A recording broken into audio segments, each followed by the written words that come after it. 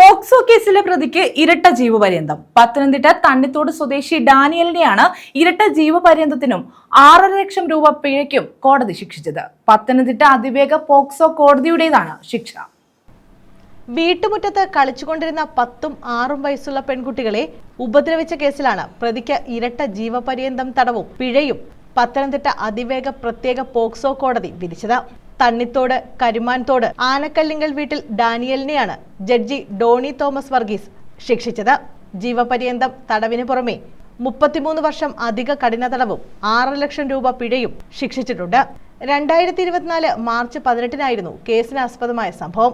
സ്കൂളിലെ സ്റ്റുഡൻസ് കൗൺസിലിൽ നടത്തിയ കൗൺസിലിംഗിലാണ് 10 വയസ്സുകാരി കാര്യങ്ങൾ വെളിപ്പെടുത്തിയത്. തുടർന്ന് തണ്ണിത്തോട് പോലീസിൽ അറിയിച്ചതിനെ തുടർന്ന് പ്രതിക്കെതിരെ 2 കേസുകൾ രജിസ്റ്റർ ചെയ്തു. രണ്ടാമത്തെ പെൺകുട്ടി പട്ടികജാതി വിഭാഗത്തിൽപ്പെട്ടതായതിനാൽ കോന്നി ഡിവൈഎസ്പിക്കായിരുന്നു അന്വേഷണ ചുമതല.